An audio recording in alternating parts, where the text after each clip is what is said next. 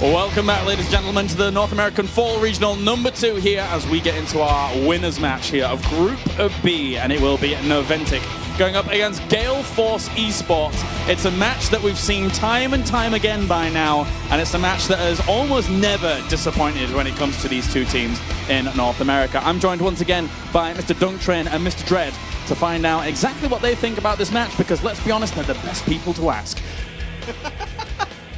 I guess. But I didn't even do anything.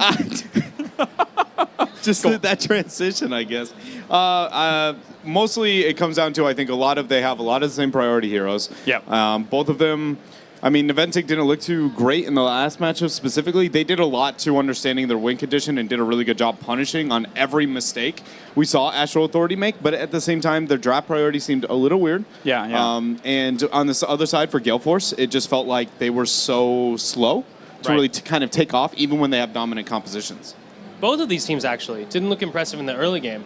I mean, we saw Astral Authority play a Zool composition on Tomb of the Spider Queen much better than Gale Force looked, playing a very similar composition. Yeah. So I'm actually a little surprised that, both these teams showed up, and it looks like they kind of struggled to get their footing, find their pace in the beginning of the games. Right, I'm interested to see who actually is going to come out on top of this. I almost have voices inside my head at the moment as to who is going to take it in the most commanding sense. Of course, Naventic could be in a good position here. Let's take a look at the updated brackets, as we do have Naventic here and Gale Force Esports moving through into the winners match. And of course, they will be seeing who will be moving on in first place in Group B. Down towards the bottom, Imported Support and Astral Authority fight to see who will survive, which is very important as well, of course. Let's look at, of course, Gale Force going up against Naventic here in our winners match.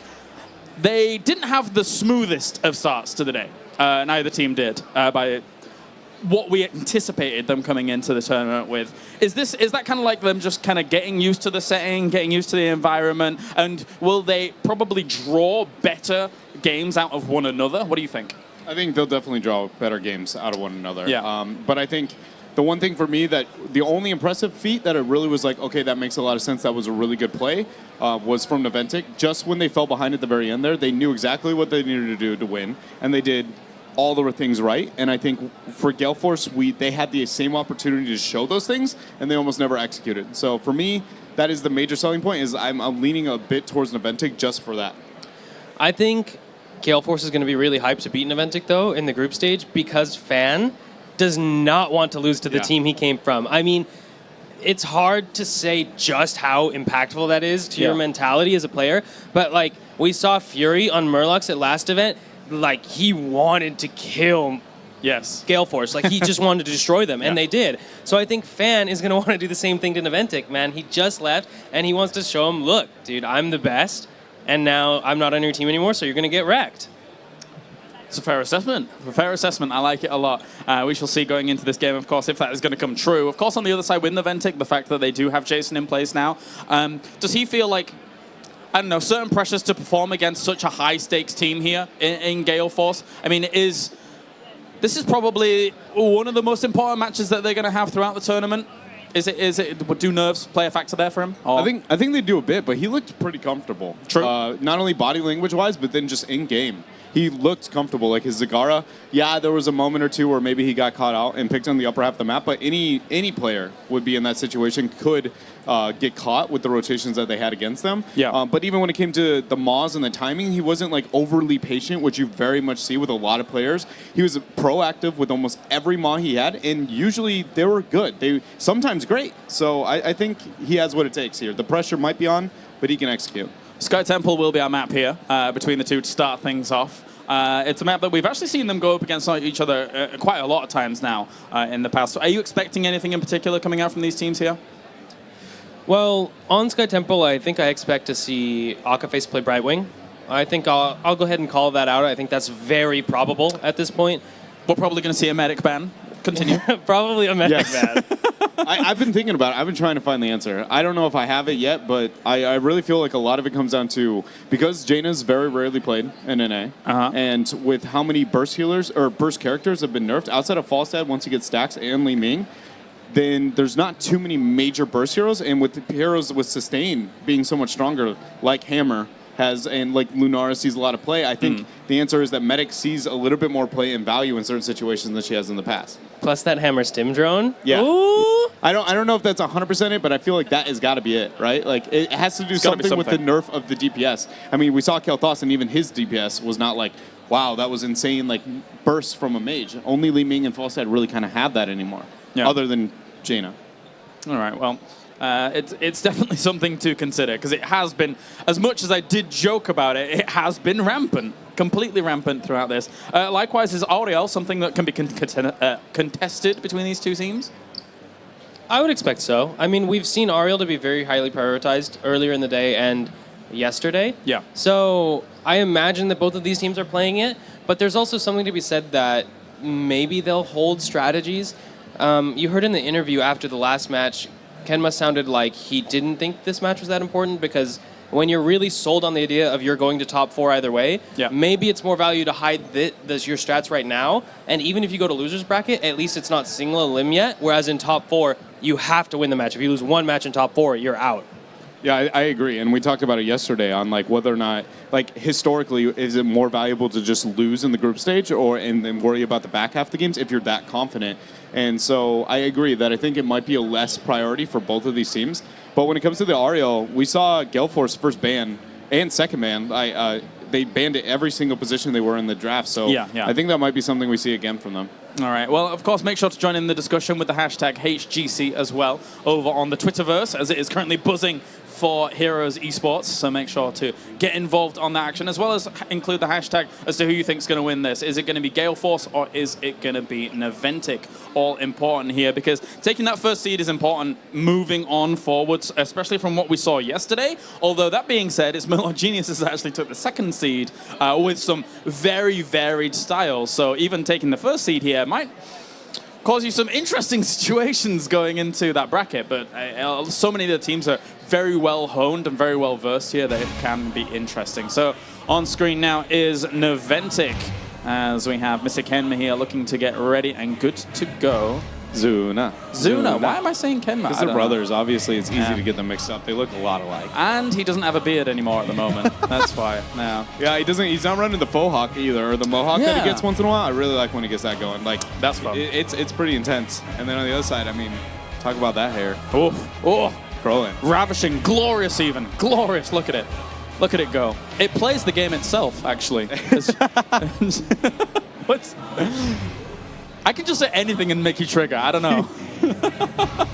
You're suggesting Crowan's hair plays the video game by itself. Of course. If he actually shaved it, it wouldn't be any good anymore. We know this. He might hide his powers in it. I agree with that. But playing it, right? I don't know. It's like why Dunk was good. Come on.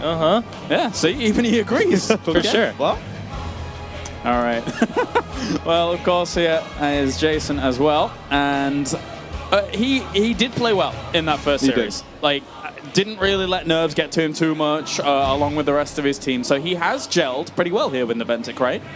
I think a bit smoother than I expected. Yeah. I thought it would be a little bit rougher on the edges, but he seems to have filled that role pretty well. Obviously, a sample size of 2 games is a little bit unrealistic. True. Like, no, it's a perfect fit. But, I mean, it did look better than debatably Fan looked on GFE. I would agree. I mean, you look at those 2 names, and Fan's obviously the bigger name. He's got more star power, but it seems like a little rougher for him to slot in there. All right, let's get into the draft powered by Auros once again. It's Li Ming banned first here, and then Zagara on the other side, boys. Which means we have Auriel was left up. Gale Force did not look towards it. And then obviously the Falstad being one of the higher prioritized heroes. Also Thrall with Zag off the table. She's been one that a lot of teams have contested overall. So I like the situation. Li Ming off makes both teams have a lot of options. They go with the Greymane instead.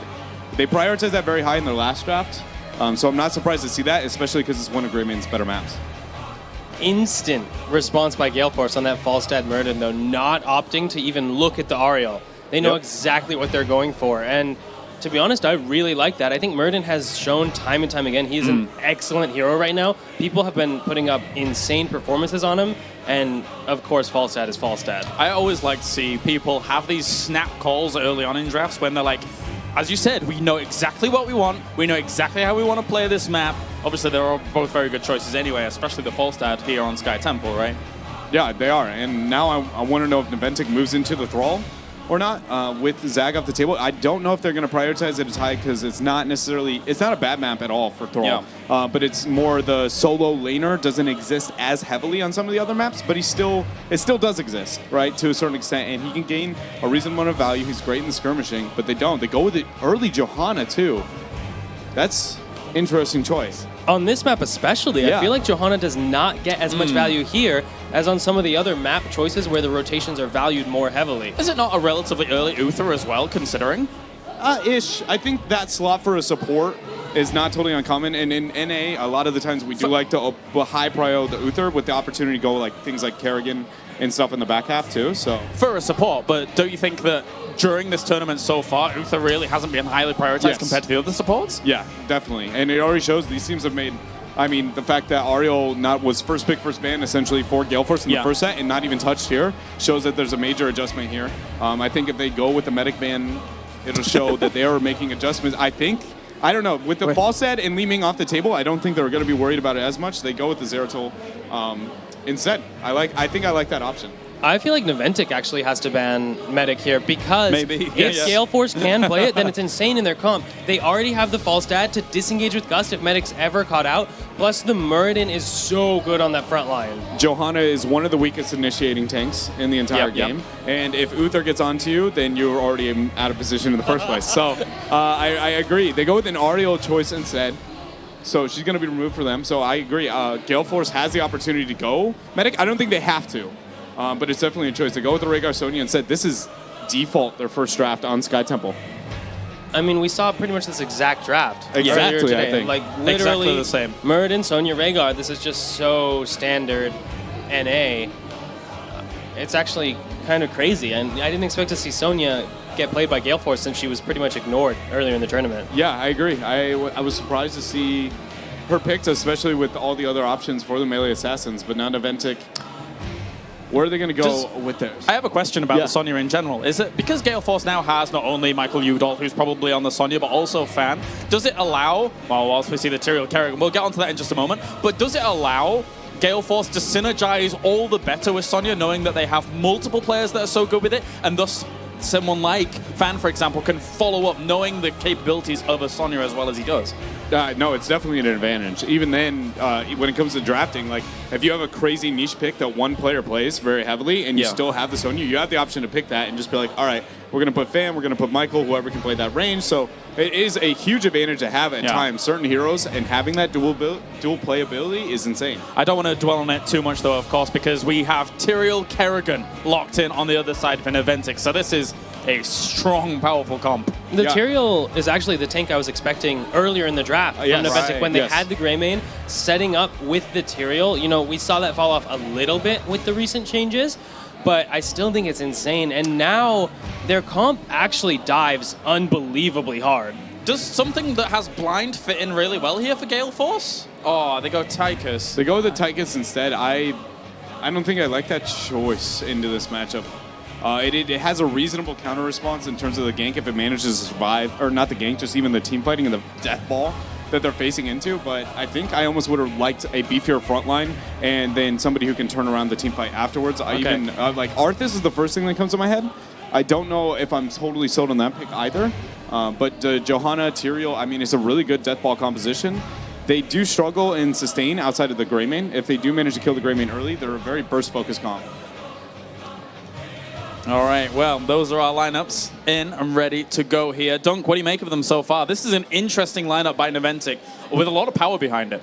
Naventic's lineup is just, I mean, Dredd mentioned it's an insane death ball. You do not want to 5v5 that team in any universe. So I'm kind of surprised Gale Force picked the Tychus, which is okay, I feel like, in the team fight, but I would have liked to see them either play to the map and, you know, maybe go for a split push or pressure style hero, or, you know, abuse the map mechanics rather than trying to pick a hero that's just going to make their 5v5 maybe winnable. Yeah, no, I agree. And I think Naventic's composition, number one, I think Zuna is by far the best Tyrael in North America. Okay, and then also the biggest problem we see with most Tyrael play, especially in our region, is that we don't get initiations with the Sanctification. But there is Johanna. Again, she isn't the best, but she's not bad when you have other people to help. And then you have the Kerrigan as well. They're going to get the fight. They 100% are going to get it. It's just how well we can see Gale Force negate that fight. And with Gus only being available, should be countered by the Sanctification, or it'll blow too early before the Sanct. It's just, I really feel like Naventic has this. As long as they don't mess up the early game too hard, they really have a legendary comp. All right, well, they come out of the gates with a very aggressive 5-man here from Team Naventic, going up against Gale Force Esports in our winners match. Dunk, who are you looking to? Crowan on Falstad, I think, is the only hope for his team. He has to have unbelievable gusts to split up that death ball. Me, it's going to be Fan on Tychus. I think he's got to play out of his mind and do so much damage. Well, thank you very much, guys. We'll be checking with you later as we go to the Xfinity casting desk for, of course, our casters over there.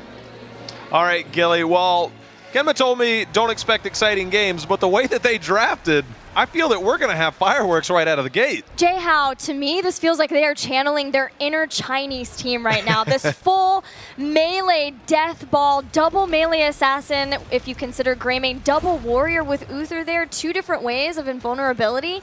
They want to fight. They want to brawl constantly over these temples throughout this game. I mean, when they go in, they're going to go in hard. They're going to go in real hard, as the guys were just talking about. Look at this. They are already going for an aggressive approach. B-Kid knows that nobody is showing on the map, throws out the Stormbolt and says, no, not this way, not this early in the game at least, but I like what the panel said. I am very concerned for Tychus. We were talking about resistance at 1 with Shrug It Off. He's going to need to shrug a lot off if he gets dove on in this game. Yeah, it's definitely there. It's always going to be a threat, and you can see they're already looking for this 4-man rotation, and look at that, man. Everybody is really high on Gale Force. I mean, they had a pretty strong showing. Naventic a little bit tougher in their last set against Astral. Yeah, but in fairness, I think that Astral was maybe more of a scarier opponent solely because it wasn't their first time on land, whereas it was the first time we were seeing imported support come out on the LAN, and Astral, and having Equinox, is feeling a lot more confident back here up on the big stage. Oh no! Mike! You don't have Mystical Spear yet, bro! He's gonna try to whirlwind out? Yeah, he's not gonna make that. Was Vision there when he came out? I mean, he was in a tough spot. It's almost like the boogeyman's coming, you better stay and hide, don't show, but it allowed his team to push up in the top lane. So a little bit of a trade, but kind of an early favor towards Naventic. Yeah, they're trading out on the towers, which will be great, but in winning the first kill, the first blood, if you will, Team Naventic slightly ahead from that, at least making sure to establish dominance with this composition, saying, we can catch anybody and be able to take them down. We will dive on you. I mean, you want to put the fear into somebody. I mean, just rotate those 4 heroes around, leave Johanna in the top. She's going to go and try and contest up on that top temple, and they're going to be able to push them off for the time being. So a little bit of a trade-off here as we see Gale Force starting to rotate back towards the middle. Yeah, they're just trading out the temples for now, but level 4 is here for Team Naventic. It's not quite fast enough to really do too much with it. Akafe staying safe in the top, being able to rotate down, but still soaking for his team as the minions start to come in.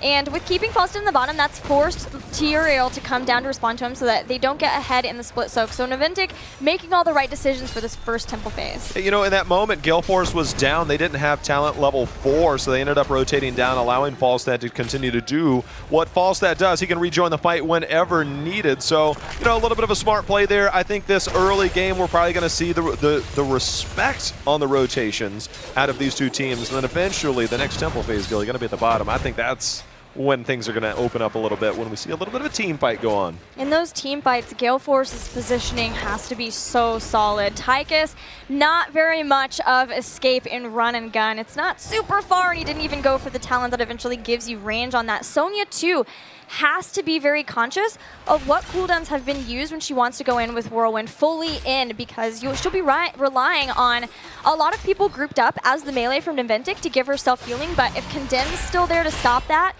if they have a combo to be able to stop it too, then Sonya could get bursted down very, very quickly. I'm really curious when they... Oh, wow. Zuna getting rotated on. A little bit of taste of your own medicine, but the El Druin's taking him over. Oh, he's got about 150 health, down to 50, but Kenma rotates over, says, don't worry, bro. Literally, bro. I got you. His hammering of Proin just barely missed getting Zuna there. And that will negate getting a first blood for Gale Force. And Team Naventic continue to have this good experience advantage, about a half level now as Gale Force pick up their level 7 talents. The thing that we just saw there, Gilly, is Kerrigan hopping over to grab the camp at the top right. They waited where we saw Gale Force grab it very early, so a little bit change in style. Naventic going with what is kind of traditional, and now Naventic rotating down. They recognize Sonya up in that top lane. They rotated in and took the siege camp right out of the hands of Gale Force. Yeah, we've been seeing teams do that a lot more, where they pick up their bruisers and then quickly go straight down to steal the Giants away too. And now they're going to even move up and get towers here in mid. They're trying to maximize this experience advantage and get as close to 10 as they can. So maybe once posturing starts, once they soak a couple more waves of minions, they can hit heroics before their opponents and be able to dominate this bottom temple. Well, speaking of bottom temple, that has now been activated by Kenma. Falstad being left at the top to try and clear up that camp, but at the same time, Sonya is keeping Johanna active, while the rest of Gale Force looks like they're coming up, possibly looking to take that down, but that's leaving that bottom temple, or excuse me, the bottom fort wide open to be taken down. And as you mentioned, the damage that they did earlier, the temple now firing on the middle, but Gale Force rotating to the top. Yeah, they're using the advantage that they had in pushing up here in the top to take down the fort. They know that at this point, they are not wanting to fight, and they got pushed positionally into a place where they rotationally weren't able to get down right away to the bottom temple. So they have to give that up. That does give 2 forts, though, to Team Naventic, because they made sure to take down towers in mid, and they had enough damage in the bottom. So Naventic really playing these temple phases super well.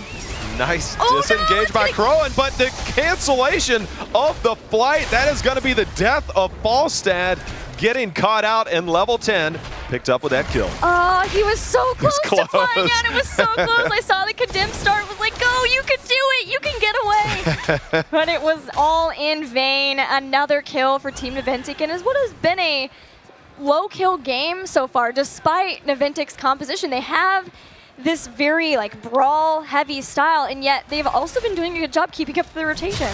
You talk about rotations, that's kind of been what's dictating this map. We saw it out of Denial yesterday. Sometimes your pure rotations on a map like this can dictate the fight. You can take the fight out of the hands of your enemy just by simply rotating and scaring them off, and they're doing just that. They've been in control, I feel, so far, as you said before. 2 forts already down on the side of Gale Force. Well, just think about it on Sky Temple particularly, because whenever you do get a temple, if you've taken down towers the way that we've seen Naventic focus on, then you get more out of a temple, which gets structures, gets you ahead in structures specifically, and makes it so if you get into a bad spot and you can only trade out temples in another phase where they have 2, then it's still in your favor because you've gotten structures early on. Or you can get very aggressive with a talent lead if they get to that point too. So either way, it's win-win here for Naventic. Speaking of aggressive, Gilly, a little bit of an experience advantage on the side of Naventic. If they get 13, then they might look to be a little bit of aggressive, because the temple phase should be coming up a little bit before 13, depending on the timing of the next one. So I'm kind of curious if we're actually going to see that huge death ball approach, the all-in approach. There's the split temples, and they are completely on the opposite ends of the map. So this is going to be more strategy coming out from these teams for rotations. Naventic already has a lot of people top, and similarly, Gale Force Esports have a heavy presence in the bottom lane. So they may want to trade them out again, but Naventic, knowing that they have so many people here, are going for a push first and then getting the temple, which is exactly what Gale Force Esports does. So mirroring each other, not wasting any shots, is very important and a mark of a great team. You know, I'm curious now, because they're trading this off and you're going to get more value out of the temples all around. It actually speeds up the game a little bit. On the bottom, it's a lot better because you're near the boss, and that boss is always a threat, and you can see it's forcing the rotation of Naventic already down. Johanna's still at the top, so I'm curious what the approach or the response from Gale Force is going to be. They're just checking the boss, they're rotating down, and they're going to continue to try and push these lanes. They got their eye on Falstad, I believe, as they're rotating over. Yeah, they're looking at Falstad. Again, Crowan's going to realize it just too late. It all comes down to how they can do. Oh, good. Gus to get away for now, but Biggie's jumping back in. He's throwing out hammering to get the slowdown too, but Biggie cares not for your hammerings. That will be another kill, and they can get even further aggression, further pressure on the keep now. The rotation, I think, is so underrated, and these teams are showing strategy sometimes works out more than team fights. And who said that Greymane wasn't viable? Because, man, the amount of damage he pumped out there, it's still very, very scary. And right now, Naventic, I mean, these rotations, Gilly, are really, really well done. Something I would like to point out for Naventic, too, is they've been known before for having these interesting role swaps mid-series, right? Something that we saw at DreamHack Austin was the big one, where Zuna had been playing Warrior and said, nope, I'm playing ranged assassin now. Someone else is playing Muradin for this match. He did, and he carried. He said, I can carry harder on Kel'Thas. So, you know, Naventic always has an interesting approach to their playstyles. They do, but what I like seeing in this game in particular is Jason is playing Johanna here. I don't know that I've ever seen Jason play a Warrior, but they wanted to go for this style of comp, this very melee heavy, with 2 Warriors. They wanted to keep Big E on Greymane. And then, of course, Tomster would want to play Kerrigan. I thought that they were going to have to force Tomster to play the other Warrior, but that they've been able to keep those 2 on these great heroes while Jason's able to flex into Warrior is very impressive, and again, goes a long way in showing how well Jason has been able to synergize with this team so fast. It's been the biggest question mark is what is their team dynamic going to look like? You go from somebody like McIntyre, who used to be there, and the changes that they've seen have changed what would seemingly be the dynamic based on the players that they have in the hero pools that they are working with. But every time they seem to have the same mentality with a little bit of a twist going forward as they continue to study other regions and then find ways to implement it into their own strategies.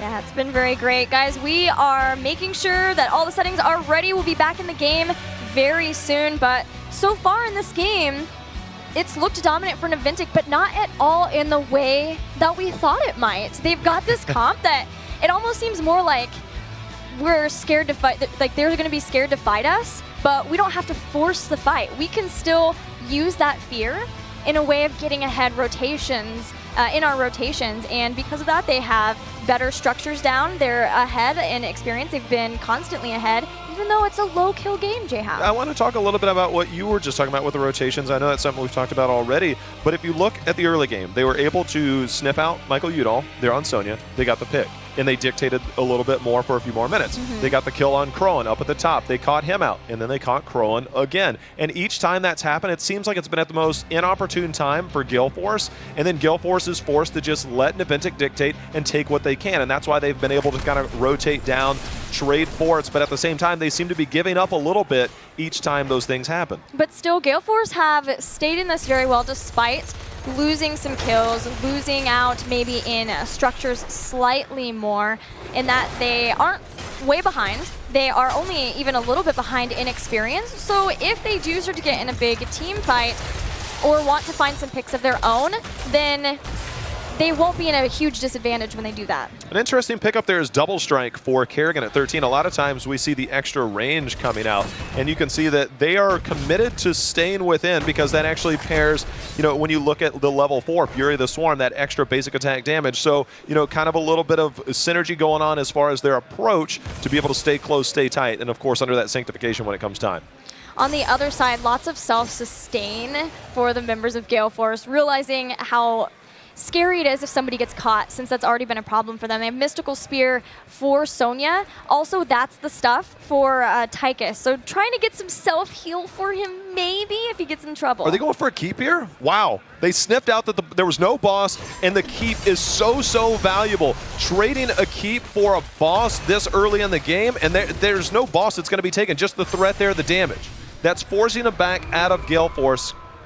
Okay, so Crowan's going to fly in, maybe gust someone to his team, but the looks like he might have outranged his team a little bit. Yeah, the path that Naventic took didn't allow him to do that. This is really cool patience from Naventic, even though they so far have been a very aggressive team this tournament, in the qualifiers too. I love that they have been so patient and waiting to make Gale Force make the wrong move before they strike. Yeah, Gale Force looking for any opportunity they can. Level 16 about to be picked up for Naventic. They are going to continue to determine the rules of the fight. They are basically forcing every inch of this map, every control point that they're having. They're about to hit 16. They're going to force them off the temple in the middle. Right, this is 16. So they got immediately, as soon as they almost had that, they moved right back in to get this temple. If they see people down, they may even rotate to the bottom temple and say, you don't get either of these. We'll keep someone here and then bring them down. the global presence that Gale Force has, they've again put Crowan back into the top lane. He's protecting that top keep, pushing out the waves, trying to get them 16-2. They've started to chase down Jason, but Johanna is not the easiest person to catch out. Not at all, especially when you talk about that iron skin and her high health pool and everything going on. Azuna coming in that holy ground. Michael Udall isolated. B-Kid very deep.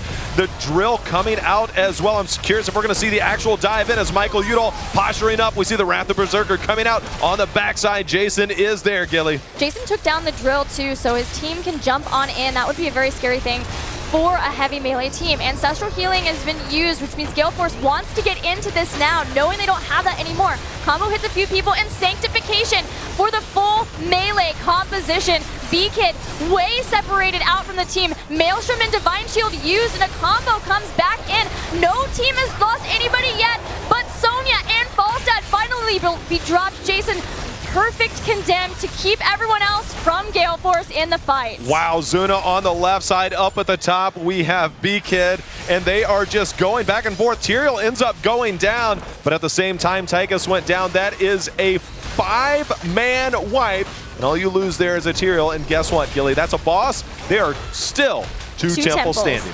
Right, boss. Push in, let that help out. There's even Giants if they want to throw those along with the boss. And then once Gale Force are back up, they can retreat to the temples while Gale Force licks their wounds, cleans up their base. You know what was crazy about that fight is that Gale Force dropped 4 heroics before that initiated, before the second initiation, and they still went in.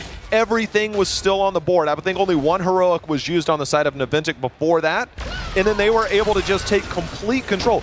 D-Shield, Sanctification, go for the throat. I mean, what else could you get? Maelstrom? I mean, there was so much potential on the side of Naventic to re-engage there, and they punished them. And Divine Shield was used to allow Kerrigan to jump in early on. It wasn't an escape type mechanism, and neither was Sanctification. They were used not overlapping each other. The synergy was great from everybody, and how they were able to use that and play that out was very impressive in the team fight. Executing that heavy melee style composition, if it's not something you're familiar with, which it's looking like they are, it can be tough. Yeah, it definitely can be tough, and I think Naventic has their eye. They really want to be able to get a keep, and they might be looking to see if this wave is going to try and be pushed back. They might be looking for Crowan to fly up.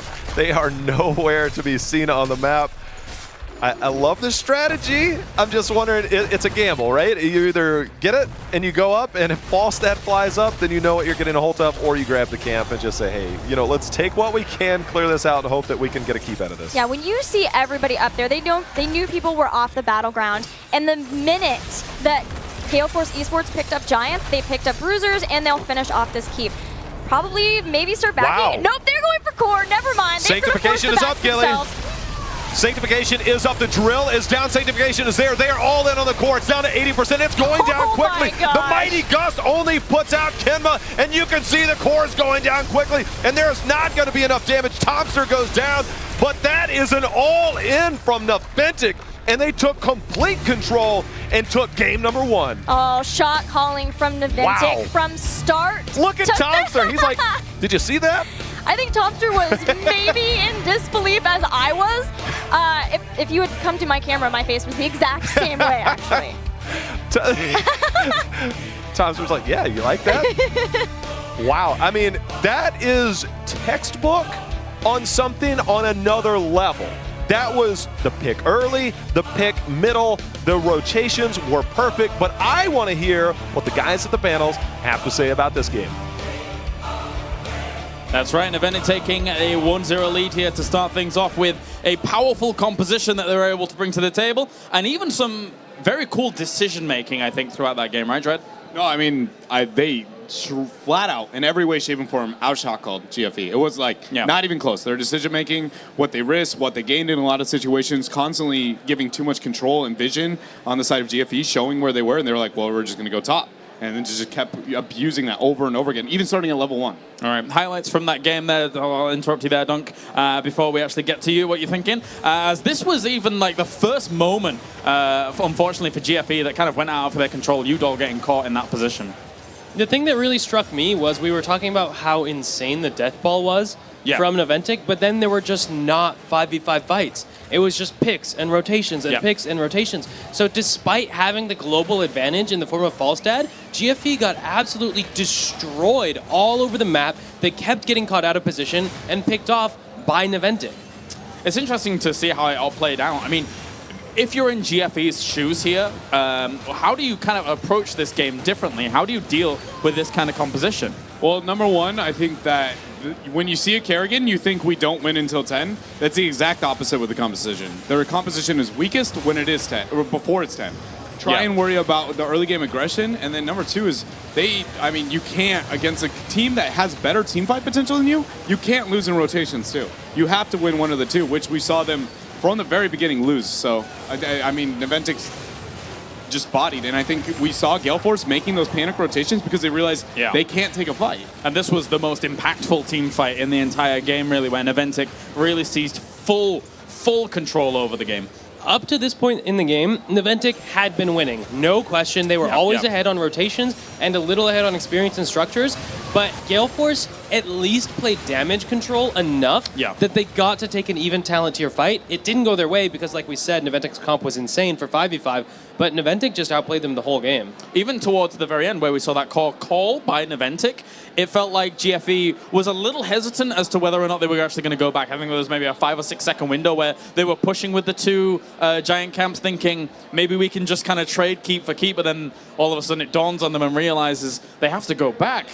By that time, is it just too... Well, I mean, it was too late, but is there anything that could have happened differently in that last fight to get GFE in a better position? I think the gust was really unimpactful. We talked about that. It is a weird one on when you got to time it and where you're trying to push them and making sure it happens. They shouldn't have won that game as convincing at the very end there as they did. I feel like GFE could have stopped it. Granted, they would have been in a lose-lose situation. When your core's that low and you don't have Mule on Sky Temple, you pretty much lost the game anyways. Yeah. But they should have been able to at least get close to stopping them, where that one, it just didn't feel like it was even close, again, because the gust and the resources used to try and stop Naventic.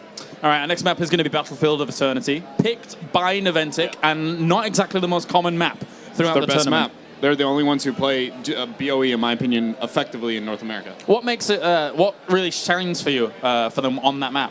I think the number one thing is that they have a lot of different types of strategies, and even the medic comes into play on this map a lot more than others, but then they just make rotations. You saw them out-rotate their opponent in the last map, and it's debatably the most important rotation map out of all of them. Just because if you even feigning fog, the rotations are small, but they're more intense and more time-sensitive than any other map in the game. That's interesting because I think a lot of people wouldn't take that into consideration at first, just because it's a 2-lane map. Yeah, that is a good point, but it all comes down to the Immortal rotation, not so much the lanes itself and abusing the Fog of War. There's it's a really interesting one, but we go into it. Lunara coming out early, going to be the Nature's Calling value. Greymane very high, not surprising considering it's map. Yes, we do. Let's get into the draft powered by Autos here as Team Naventic and Gale Force Esports going into game number 2. Dread, you were saying? I forgot my sponsor. That's fine. But and then Li Ming pick up very early. I really like that on the side of GFE. It's one of... It'll be interesting to see if they go Seeker or if they go Calamity. I hope they move towards the Calamity, less about the Seeker, but it is one of the few maps I do appreciate Seeker. The Illidan ban out is kind of interesting on this map. He, in my opinion, because he doesn't race Greymane and, he has to go all in to damage the Immortal, I feel like he's not as strong as Li Ming, Greymane, or Lunara. All three of those heroes are just insane on this map, and I feel like Illidan is not that powerful. Europe actually has the same tendency, but they do it with Tracer instead. Any hero that can get those long, drawn-out skirmishes and pick potential, they fear a lot. And I think the North American version is going to be the Illidan. I agree with you. I think you definitely can play around it. It can be terrifying. But I do think if you choose the right fights, you should be able to deal with it. But, Naventic seems pretty commanding right now. I don't think it's a bad ban by any means on their half. And Gale Force is already early in the draft questioning what they want to go through. They end up picking the Thrall. I think that's a reasonable pickup. And now, are they going to worry about the tanks? Honestly, Beacon looks like he can only play Murden and Leoric this tournament. So I think they're going to prioritize the Murden. They have to be really concerned, though, about this Immortal race. Like, Naventic already has 2 of the best heroes in the game for Immortal racing. Yeah, Li Ming is no slouch, but if you're picking up the Murden here in this rotation, suddenly now you have shown your tank, who doesn't contribute anything at all, basically, to the Immortal suite. And it's not even Johanna that can go blind the enemy team on the Immortal. Falstead's still up. I forgot about that, and he's one of the better racers as well. Some of the highest single target DPS in the game. Somehow I forgot about that. I agree. They do end up going the Murd, and I agree with the points that you brought up, though, Dunk. And what it means for me is the minute that you know you aren't going to be able to win the race and not deal with that type of situation, you instantly go defensive comp. How can we hard engage, dive? You're going to try and get the race. We're going to dive onto you, get 1 to 2 kills. We're going to send one person back, and we'll be fine. Li Ming's really good at that. Thrall's pretty solid as well. So I would like to see the move with a more aggressive comp beyond just the Murd and the Thrall. All right, are we going in? Oh, Falstad going to get banned out as this. And will it be Medic? Will it be the Medic? Going up against a Thrall, sometimes it's easier for them to get on top of the Medic with sundering and flanks, etc., especially on a map as big in the middle, I would think. But still, maybe they're still fearful of it. What do you think? I think the Murden into Medic matchup is very Murden favored, just because he's one of the few heroes that can actually dive onto the Medic, and he doesn't care if your whole team focuses him. He's still going to do insane damage to that Medic and block out a lot of the healing, but Gale Force does not want to play that matchup. They do not want to deal with the Medic. We've seen a lot of teams very scared of that at this event. And it's a little confusing to me because this Falstead ban by Naventic, I think you had to imagine that Gale Force was banning out the Medic. So by banning out the Falstead, you're actually banning away your own hero, sort of, assuming they even wanted it. But showing that they don't want a triple backline, that they are more worried about either that or they think the Sylve is a more valued triple backline. Personally, I think they just don't want it. They want to worry more about getting a melee now, making sure they have a beefy enough front line to be able to deal with the composition on the side of Gale Force. And I like it, honestly. I think it's a safer choice in a lot of ways. They need to be worried a bit about the solo. Thrall's going to be very dominant in that situation. I know a lot of people neglect that because, again, it's a 2-lane map and you dance around the middle for a long time, but it does matter to a certain extent, and the lane matches are relevant. So do we see something like a Johanna come in here for Naventic? Oh, what do you think in terms of Warriors? It's possible, but I don't like it. She is... Wave clear is more valuable in this map than I think a lot of people give. But I don't think she provides anything when it comes to the team fight or enough. They go with Ariel. I think that's an awesome pickup. She seems to be very influential so far into this tournament. And again, Gale Force loses the race. They aren't necessarily the most dominant pokers. How do you stop it? Just make sure you have one of the greatest momentum stoppers in the game with Aegis. So I think it's a really solid choice for them. Plus, we've already discussed the Lunara Ariel synergy to death, and it's just so good all around. I feel like that was pretty much a gimme for Naventic even, just because of how powerful that composition is. ETC, really standard tank, honestly, for this map, plus the attack speed aura. I think a lot of people don't really appreciate the attack speed aura on Greymane and Lunara. It does a lot of work. I mean, it used to be first pick, first ban because of it, for a while. In China specifically, too. It was first pick, first ban just because that passive would just make everybody too strong. It's still one of the amazing pieces of his kit. Still now. Yeah. So I actually think GFE is going to go Raynor. I think they're going to move towards that. Maybe I guess Sylve is still up. It's a hero that I think they prioritize or at least value a bit. Or it's going to be Raynor. I don't see them going anything other than those two. I don't like the Raynor so much, but I feel like they're going to want sustained DPS with that momentum killer. They go with the Sylve instead. Is that because they feel it's just impossible now to win the race, so they're going to have to look for other avenues and other potential split pushes to actually win out this kind of the battle? Well, I mean, it's one of our best maps, right? Even if they lose the entire beginning half of the game, get one mid-game Immortal at full health, they can win the game. So that part about it is a really redeeming quality. I think the only thing I dislike about going with the Sylve is if they are not effective with the Wailing Arrow and confirm a kill, if Sundering and Wailing is used and they don't get a kill, they lose every fight. Every single fight this whole game, other than a legendary Li Ming reset, is really the only viable option for them. Plus, there's the Sylve oops, I won factor if you get a late game Immortal, Oops, I won. but that was nice. It just feels like that comp is never going to win a race, and you mentioned the momentum stop, so the hard engage is going to be difficult too. I just don't see how they're going to deal with Naventic, and Karazim double support Ariel, and honestly, that pick looks insane here. How is GFE going to kill anyone with Karazim also able to protect? Yeah, and it still feels like they're winning the race, very much so, with the fact that the Greymane, Lunara, and even the ETC for the speed boost is there. So this is... You know, we were mentioning in one of the analysis segments before that Naventic is one of your best drafters in North America, and it kind of feels like once again here they've really hit the nail on the head. What do you think? Oh, I agree. I think they definitely did in a lot of situations, and I think, again, the reason why Naventic is so dominant as drafters is they're one of the only ones that heavily consider the map, but also skirmishing at all points. They're always considering our team fight, and they're always considering what is the most influential on that map, and it seems a lot of teams have a really bad balance. They're either only worried about fighting, or they're only worried about the map.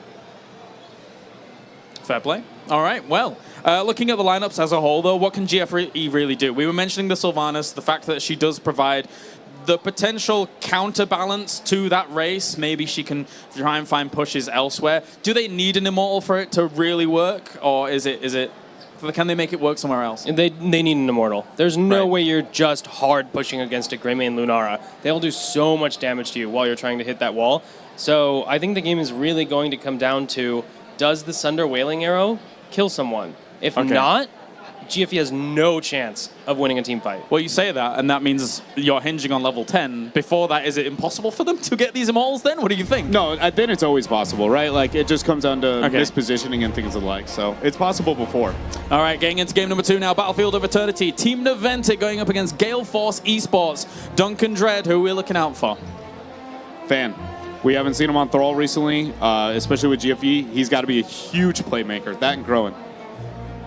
I want to see Jason's Ariel. We saw some impressive Ariels earlier in the tournament. I want to see if he can keep up the pattern and just have extremely well-timed Crystal Aegises. All right, let's get into it then. Going to the Xfinity casting desk, it is Jayhow and Gilly once again. Here we go with game number 2, the rematch of Gale Force Esports and Team Naventic from Burbank. New with Fan being on Gale Force Esports side, but it's Team Naventic who's up 1-0 in this best of 3. And it's been very interesting to see that when this double support with Oriole comes in, that you have the ranged flex like Psalm or your Jason's playing Oriole. It's pretty interesting, their approach. I mean, it seems like they've changed every bit about what we know of Naventic, and they're making it a little bit different. And you know what? Each of these drafts, they seem to know exactly what they want, and they're getting exactly what they want. You know what's cool with Jason is we've seen him play some ranged heroes. Last game he played a warrior, now he's going to support. Is this McIntyre 2.0 here? I think we're looking at a little bit different player. Jason, of course, not known as much as McIntyre for being like that melee threat, so he's flexing a little bit into that role, a little bit differently. Well, Iron Fists is the I asked that. You were like, is this going to be Iron Fist? But it makes a lot of sense. You want that single target damage for the Immortal phase. And when you have a double support, you can be more flexible in general with the talents and try to spec into damage to mitigate the fact that you do have 2 supports. And look at that. That actually puts Karazim soloing in a lane in the top against Thrall. That's something we don't see too often, but this is Naventic. The innovators of what's already there, they're just making use of what's right in front of them. Well, we talked about role swaps on Naventic's side. Let's talk about Gale Force Esports. We had seen that it was going to be Michael Udall for the most part playing melee assassin, but of course his Thrall didn't look the best at Burbank, so they're switching out, which means the shot caller Michael will be playing from the Sylvanas role. And that's an interesting thing, is because it's not something that we've traditionally seen Michael Udall play, and I think this is the first time I've ever witnessed him playing it. Obviously, that was the role that formerly belonged to Rafflecopter, but when you bring in somebody like Fan, changes are going to need to be made, and he's stepping over and doing what needs to be done for his team. Well, right now, both of the teams are clearing out waves, getting ready for the next Immortal phase, and with the setup now, Gale Force are going to be in a slightly better position to start taking down the health bar of Bella. If Naventic want to come in and fight, we don't have Nature's Culling yet. That really ramps up the damage for Lunara. If it's picked, of course. It has not been as hot of a talent, but it is still Battlefield of Eternity here. Yeah, I think it's definitely going to be something we'll see this time around, but you never know with what we've seen out of the talent choices today. But the aggressive approach from Naventic forced Gale Force to rotate up, and now they're in a defensive posture as they rotate up to try and get a little bit of lane control in the meantime. Whenever you see teams start to just play defensively around their Immortal early on here, you can expect teammates to be going and trying to sit in lane and soak damage up, or soak waves up to 4 so that you have that advantage. And Naventic made sure to respond pretty quickly because they don't want to give Sylvanas any free pressure on towers. Biggie's got to be a little bit careful as Fan starts to rotate in, but Oriole is going to be the first death of the game, and that's allowing Gale Force to go in. Biggie is not going to make it out alive as Lunara goes down, and as the guys talked about, it's, oh wow. This is, that was a big Immortal spin. But yeah, Crowan is on Leeming. It's his Leeming, right? He's going to be getting resets or trying to get resets, and it's a strategy that the team is very familiar with playing, where they enable him to do that. And that overextension has given Gale Force a bit of an experience advantage, or at least the momentum advantage in starting and working on the Immortals as well, but just as quickly Thrall is caught out here. I mean, that's the power of Greymane, following up on that power slide. And of course, sometimes you often worry about ETC being poked down by a team that has a Li Ming, and to be able to spread that damage from Sylvanas, that's always a threat. It's a weird part of the engagement, something that we've seen kind of a counter strategy, is if you bully ETC, it makes him very hesitant to go in. But when you've got double support, you can be far more aggressive. Again, picking a pretty aggressive composition. They lost the initial half of the Immortal phase, but when it's so early in the game and you have these low respawn timers, it can go so back and forth at the beginning. Well, Greymane being left on the other side while the rest of Naventic is in. They're trying to defend as they go in deep. Michael Udall taking a bunch of damage, but they are turning on Kenma. Is he going to make it out alive as he's rotating out? He is going to survive, at least for now. Oriole helping to keep him supported, but that's allowing Gale Force to go back in. But Thompson on the backside. I'm not sure if he's going to get enough damage in, though. The power slide from Zuna was so integral in keeping Kenma alive, but they're still trying to make this work.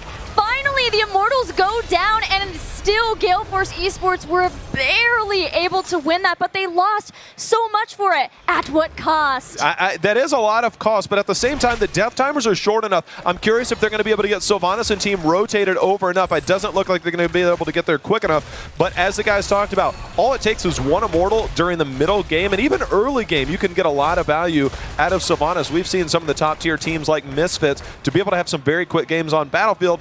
Not going to happen this time around. Kenma will be back up in the top, but is going to need to go back. He's pretty low, and ETC is going to rotate up to make sure they don't lose out in the experience there. But the Immortal was quickly cleared out, and even though Naventic, they didn't get the Immortal, that they were able to get those kills and bring down the shielding so much, focusing on keeping Greymane feeling very safe in his positioning so that he could stay in Worgen form, which would give him more attack damage to be able to burn down Ilarian's health bar that much more. Yeah. Again, we're seeing good decision making from that's the big thing you were talking about, is once that shield comes off, it moves into melee range, and you look at Lunara, that's really your only poke outside of the human form on Greymane, and that does a little bit less damage than Worgen form, so great point there, Gilly.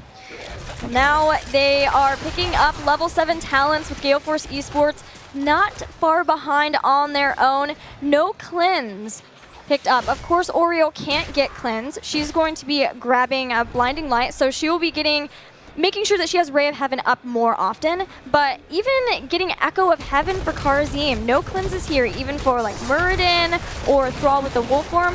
Just heal through it. Yeah, just heal through too much about that. I mean, that's the thing. You get locked down, don't worry. We've got a couple supports. We'll try and keep you alive.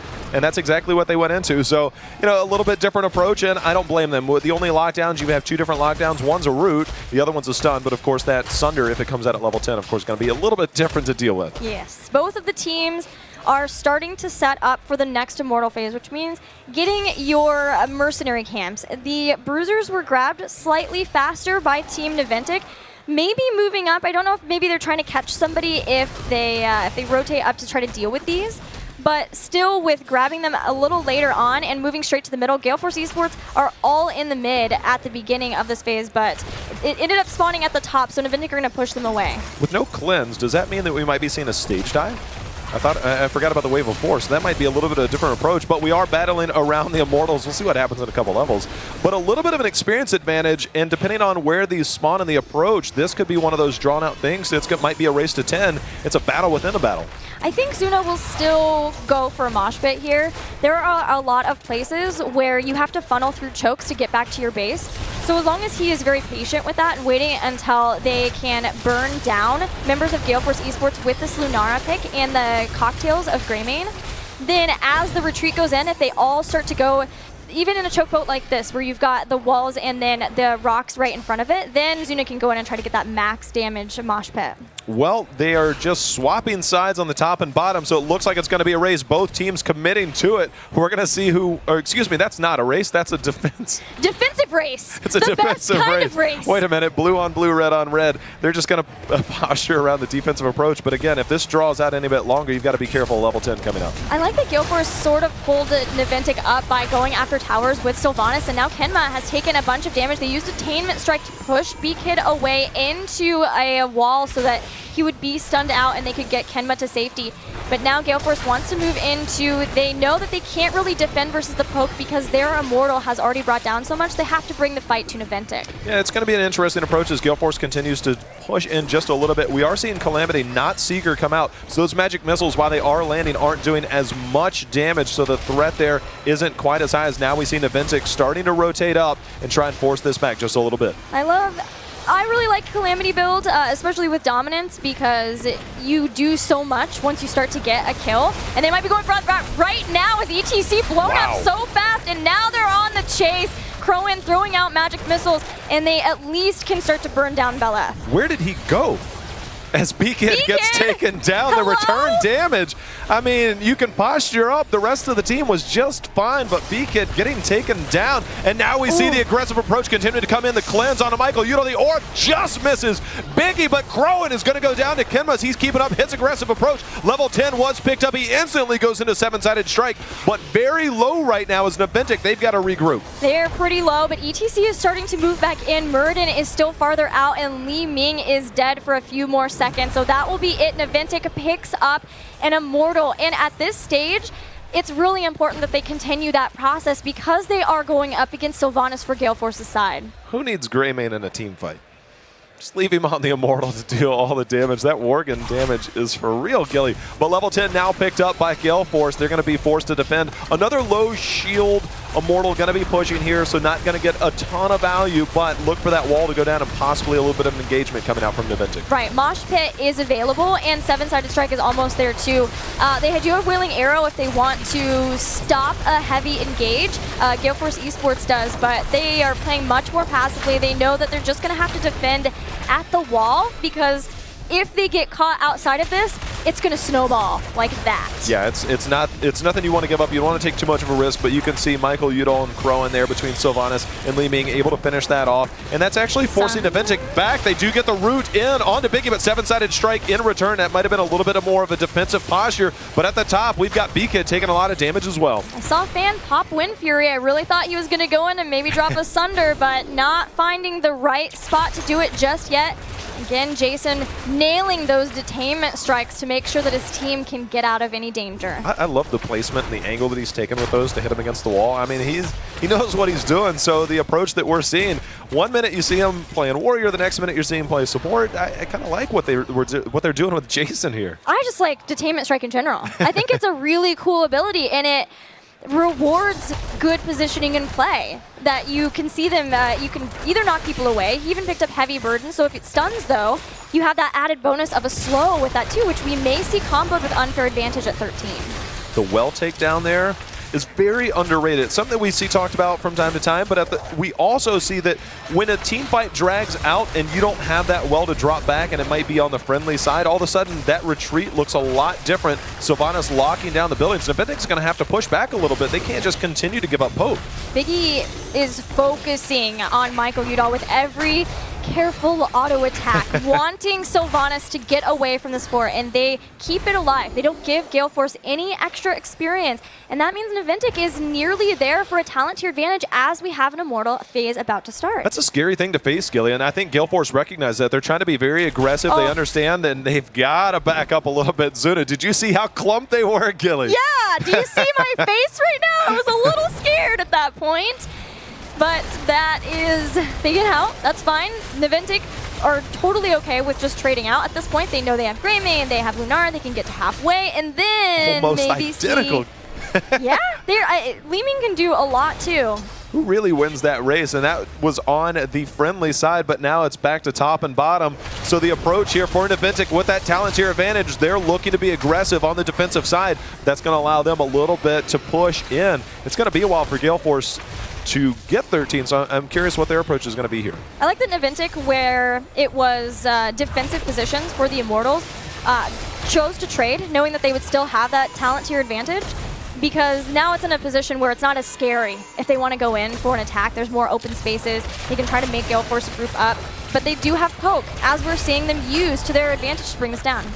They poke, they retreat, they re-engage. That seems to be the name of the game for Naventic, because now they're really starting to posture up, and we see Fan missing with the Wolf there on the left, so a little bit of split. He could be looking for that Sunder angle to knock them back into the Immortal, so his positioning is going to be key, and we're going to see if he lands that Sunder, Gilly. He's looking for that, and Michael Udall was on the other side to maybe throw out the Wailing Arrow, but Zuna instead will be the one that gets a kill on Rhaegar before Sundering can stop him. Michael Udall drops to Tomster, and they have separated B-Kid out again from the rest of the team. The slows are hitting Crowin. Can he make it behind this gate? A cocktail he avoids, but not so much Zuna. Another kill for Naventic. And B-Kid, he's dwarf tossing out. He's trying to survive Kenma going in. They're not going to be able to get the kill, but they do get 3, and that was a wonderful fight for Naventic to take. They have the talent tier advantage. This is going to be another fort going down. They're starting to take control, distance themselves a little. They have 9 kills to 3, Gilly. Look at their 13 talents. Spell Shield for Karzim, Spell Shield for ETC, Greater Spell Shield for Lunara. Taking no chances. They know they're ahead. They want to make sure they can continue that, even with Crowin on his Leeming.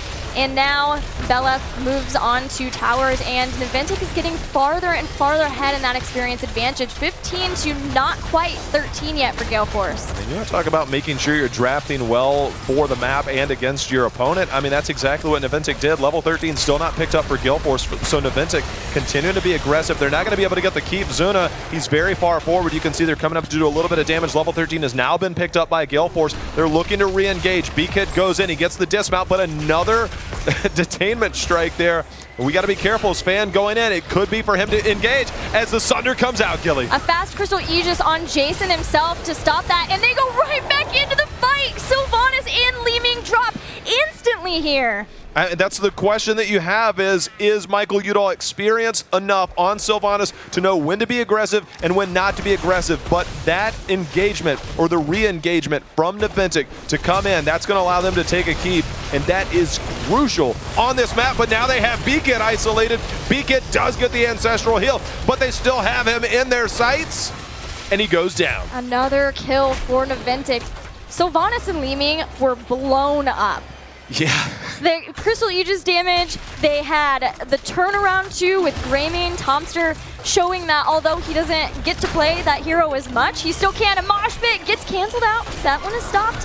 Wailing Arrow to follow up. They want to steal these bruisers and maybe start to move out. They've already done a lot just by baiting these heroic abilities. I mean, that's crazy. I mean, the fact that they just lost Wailing Arrow, they lost the Ancestral Healing. I mean, there's so much that was used in that one few moments that now all of a sudden we're 20 more seconds till another Immortal. You're down 3 levels, a talent tier, and you just took your heroics off the board. Gale Force is in a very tough spot, but Naventic is playing this so well. Their strategy game 1 and now game 2, they are executing flawlessly. Their calculated risks in their shot calling is very impressive. Stealing bruisers away, not giving any advantage, but not doing too much either. They didn't take a keep right at the beginning. They pulled Gale Force back, and when Gale Force struck, they were very fast to turn it around, and then with 16 took the keep instead.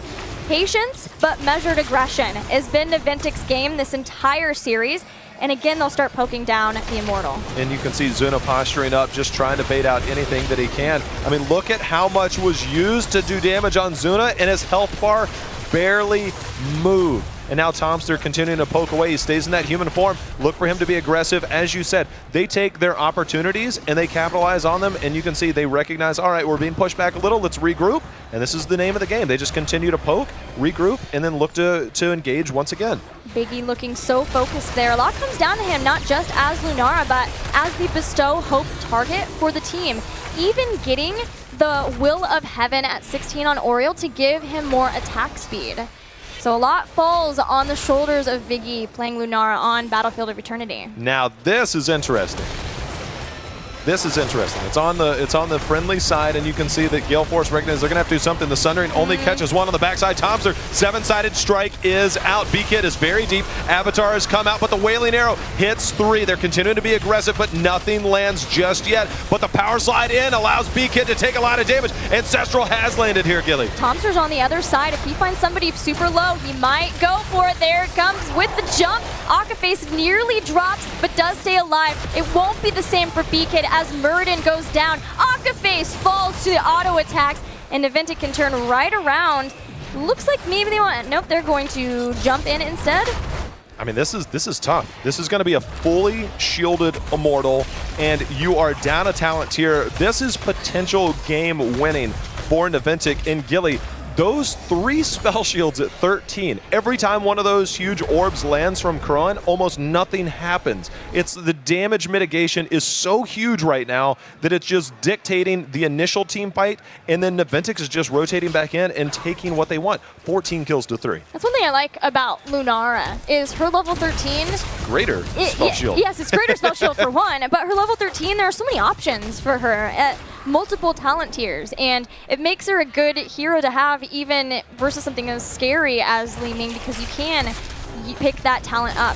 But now, full shield, as you said, Bella. Naventic looking to end the game off of a couple kills along with this impressive Immortal. Gilly, you talked about them picking on the Sylvanas pickup there, and at level 16 you have that extra range on Lunara, and look at that. Michael Udall as the Sundering coming out. They're looking to collapse, but Kenma on the backside as Li Ming already gets taken out. Michael Udall in a very tough spot. Tomster in very deep. That hero, he made a name for himself on the beginning of the end is here as Gale Force is starting to go down. One more detainment strike. Mosh pit to help secure that kill. Let's all have a party. Let's go home. Naventic taking this in dominant fashion.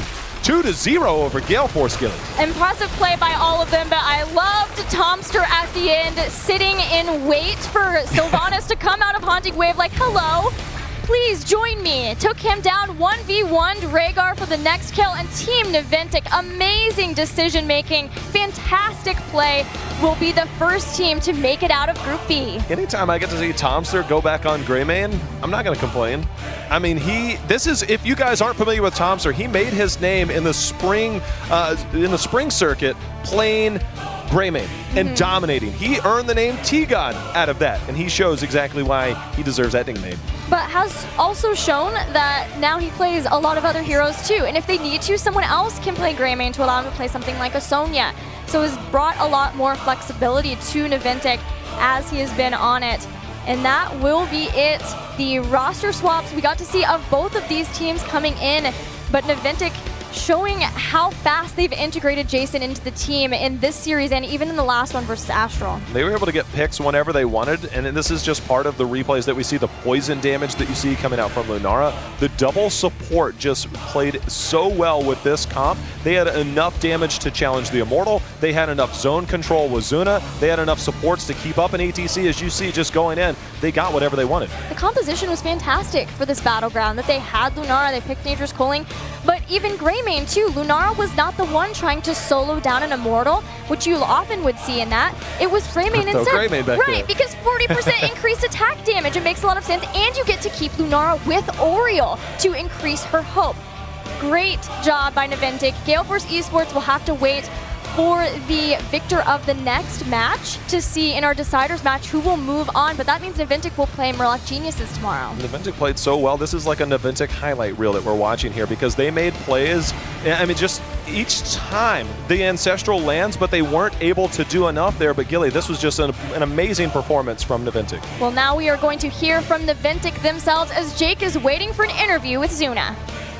What's up, guys? I'm here on the stage with Zuna himself. Congratulations on the win. Now, Zuna, you and Gale Force, or Naventic and Gale Force, have a bit of a history. You guys, just swapped a player from, Fan going over to them. Would you say you guys are officially rivals at this point?